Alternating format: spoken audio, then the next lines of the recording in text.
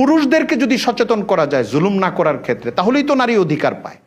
সম্ভাব্য বেইনসাফি যাদের দিক থেকে হতে পারে, এটা হচ্ছে সমাজের পুরুষ শ্রেণী।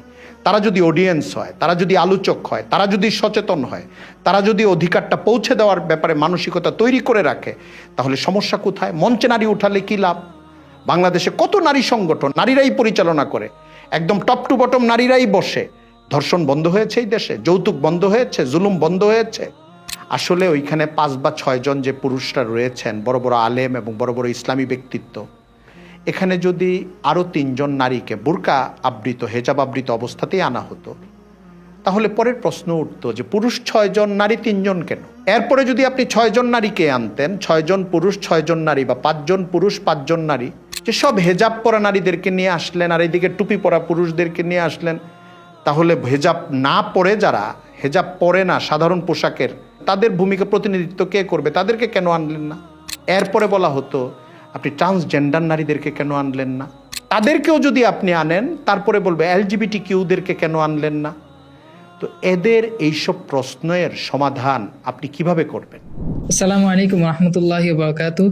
ওয়ালাইকুম আসসালাম রহমতুল্লাহি ওয়া বারাকাতুহু। গত 23শে আগস্ট 2025 শনিবার ইনসাফ ফাউন্ডেশনের আত্মপ্রকাশমূলক একটা সেমিনার আমরা দেখতে পেলাম।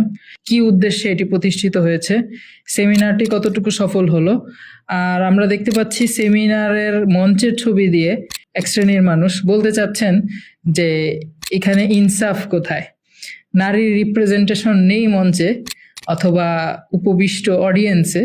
এজন্য তারা বলতে চাচ্ছেন এখানে আসলে ইনসাফটাই হয়নি। তো এই বিষয়ে আমরা আপনার মতামত জানতে চাচ্ছিলাম। আপনি সুন্দর এবং দরকারি একটি প্রসঙ্গ উত্থাপন করেছেন। গত 23শে আগস্ট রাজধানীর কৃষিবিদ ইনস্টিটিউট মিলনায়তনে ইনসাফ ফাউন্ডেশন নামে একটি প্রতিষ্ঠান তাদের আত্মপ্রকাশমূলক সেমিনার আয়োজন করেছে, অনুষ্ঠান হয়েছে। এখানে উপস্থিত থাকার সুযোগ আমারও হয়েছিল। এই প্রতিষ্ঠানটি আসলে প্রতিষ্ঠিত হয়েছে নারীদের অধিকার, মর্যাদা, সম্মান, নিরাপত্তা এসব নিয়ে কাজ করার জন্য। সেই হিসাবে সেমিনারের প্রাথমিক সাফল্য বলতে যা বোঝানো হয়, ভালো উপস্থিতি ছিল এবং বিভিন্ন মহলের উপস্থিতি ছিল, এবং হলের পেছন দিকে পর্দায় ঘেরা ছিল বা পর্দা দিয়ে আলাদা করা ছিল, কিন্তু একই হলে নারীদের একটা বিপুল অংশগ্রহণ ছিল। গোটা সেমিনার সুন্দর, তার বক্তব্য, প্রবন্ধ সব উপস্থাপিত হয়েছে। সেমিনার সুন্দর। এখন সামনে কাজগুলো সমাজে ছড়িয়ে দেওয়া এবং নারীর নিরাপত্তা, মর্যাদা, অধিকার নিয়ে কাজ করার যে ঘরোয়া বিষয় থাকে, মাঠের বিষয় থাকে, এবং বিভিন্ন কেস বা ইস্যু সামনে আসলে কাজ করার ব্যাপার থাকে, এরকম বিভিন্ন পরিধির কাজ, এটা হচ্ছে গুরুত্বপূর্ণ। আশা করি প্রতিষ্ঠান সামনে এই কাজগুলো সুন্দর করে করবে। বাংলাদেশের বরেণ্য প্রতিষ্ঠিত হাদিস বিশারদ উলামায়ে কেরাম এটার মধ্যে রয়েছেন এই সংগঠনে, এবং অরাজনৈতিকভাবে যারা পরিচিত লেখক, গবেষক, এমন পর্যায়ের আলেমরা রয়েছেন। সমাজের আরও বিভিন্ন পেশা শ্রেণীর সঙ্গে যুক্ত কিছু মানুষ এটার অন্তর্ভুক্ত হয়েছেন। কাজ শুরু হয়েছে আরও কয়েক মাস আগে থেকে। এটারই আত্মপ্রকাশ হলো গত 23শে আগস্ট। 2 নম্বর দিক হলো, আপনি দ্বিতীয় যে প্রসঙ্গটি বলেছেন, আজকে 26 তারিখ আগস্ট মাসের, আসরের পর আপনার সঙ্গে কথা বলছি।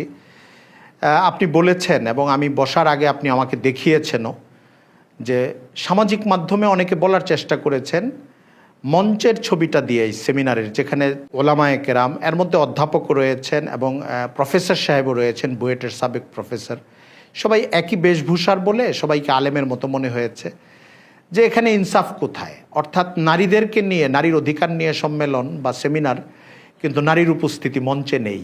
এটা একটা ইনসাফহীনতা হয়ে গেল এবং এটা একটা খুবই বাজে জিনিস হলো বা হাস্যকর জিনিস হলো। এটা নিয়ে কেউ কৌতুক করেছেন, মজা করা, টিকা টিপ্পনি কাটা, কেউ প্রতিবাদ করা, কেউ একটু উস্কে দেওয়া, এরকম অনেকেই করেছেন। আবার আমি অনেককে দেখেছি সুন্দর জবাবও দিয়েছেন। আমি এখানে ছোট্ট করে কয়েকটা কথা বলতে চাই, এ প্রসঙ্গে এসেছে। অতি বুদ্ধিশীল মানুষেরা এই কাজগুলো করছেন, তো তারা আসলে ভাবার সময় পান নাই। আমি ছোট্ট করে বলি, সেটা হলো, নারী অধিকার নিয়ে কাজ করছেন যারা বা করতে চাচ্ছেন, সেই প্রতিষ্ঠানের নেতৃবৃন্দ এখানে উপস্থিত। হলে একটা অংশে নারীদের উপস্থিতি ছিল এই হলে প্রাসঙ্গিক কারণেই, কিন্তু গুরুত্বপূর্ণ বিষয়টা কি জানেন? প্রথম বিষয়, নারীর জীবনে জটিলতা তৈরি করে, ইনসাফ ভঙ্গ করে বা জুলুম তৈরি করে, প্রধানত বড় একটা অংশ হচ্ছে পুরুষ, কাউন্টার পার্ট বলতে পারেন। নারীর সঙ্গে জীবনযাপনের দিক থেকে সহযাত্রী বা সহপথিক হচ্ছে পুরুষ। আর নারী আর পুরুষকে যদি আপনি জুলুমের দিক থেকে বিবেচনা করেন তাহলে তার কাউন্টার পার্ট হচ্ছে পুরুষ। পুরুষই করে নারীর উপরে ব্যাপকভাবে জুলুম। তো পুরুষদেরকে সমাজে যদি আপনি সংযম এবং নারীর অধিকারের প্রতি তাদের মর্যাদা তৈরি করে দিতে পারেন, তাহলেই তো এই সমস্যার 90-99% সমাধান হয়ে যায়। আসলে এখানে মঞ্চে নারীর উপস্থিতি থাকতেই হবে, যুক্তির দিক থেকেও জরুরি না।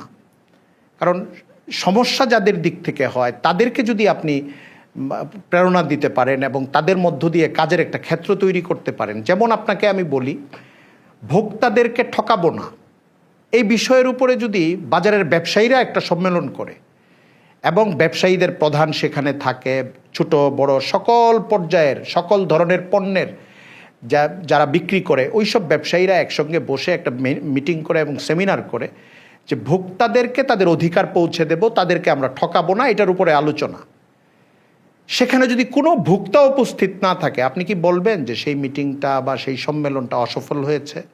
কারণ ভোক্তাদেরকে ঠকায় বা লাভবান করে অথবা হক আদায় করে অথবা ইনসাফ লঙ্ঘন করে, এই কাজটা হয় বিক্রেতাদের মাধ্যমে।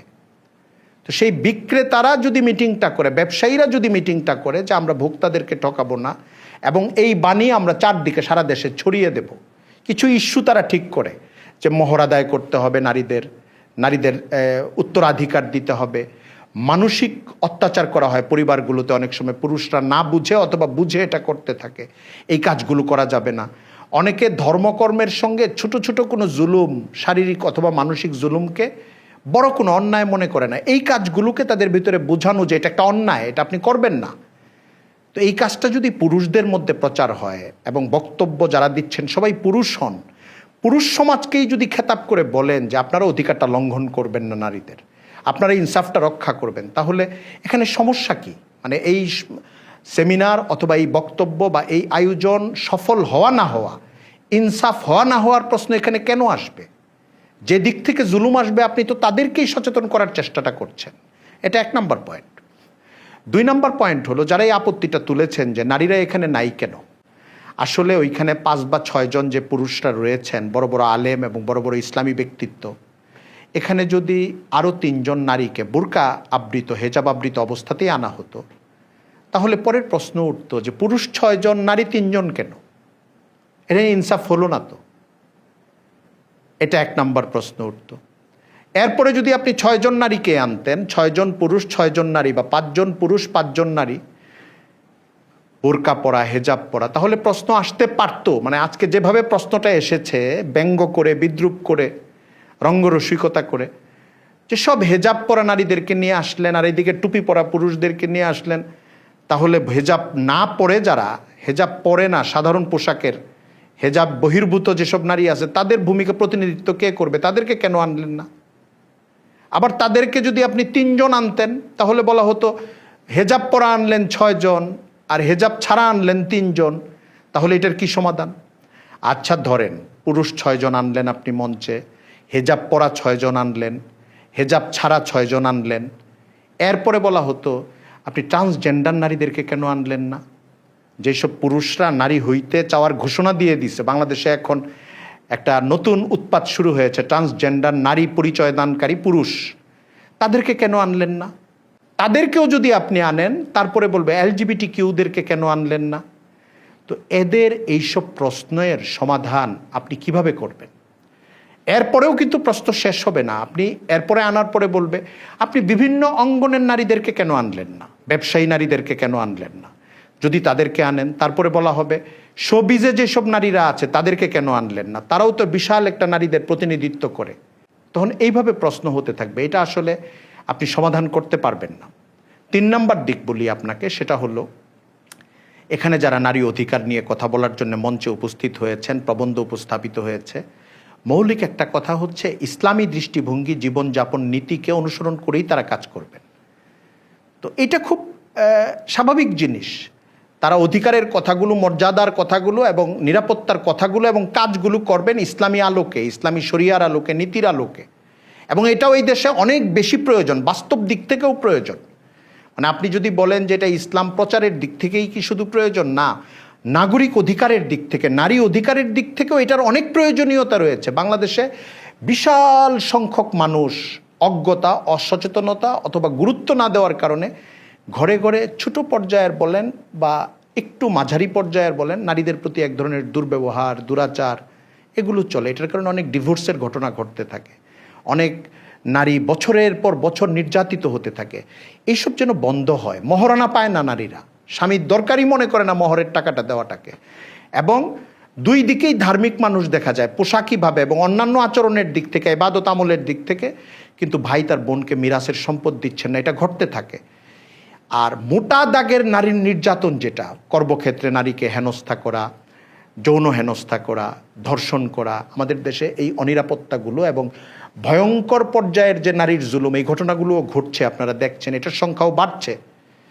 এটাও বন্ধ করা এবং যেটাকে মানুষ ধারণ করা বা অনুভব করতেই পারে না, ওই জিনিসগুলোকেও বন্ধ করা ইসলামী আলোকে, এবং মানুষের ভেতরে ইমাম খতিবদেরকে জাগ্রত করা, সমাজের মানুষকে এটার ব্যাপারে কনসার্ন করা এবং মনোযোগী করা, এই কাজগুলোই এই প্রতিষ্ঠানের প্রধান কাজ। তো এই কাজগুলো যদি এই প্রতিষ্ঠান করে, এইখানে মঞ্চে নারীদেরকে উপস্থিত করতেই হবে, হেজাব পরিহিত হোক অথবা হেজাব ছাড়া হোক, এটা কি খুব জরুরি?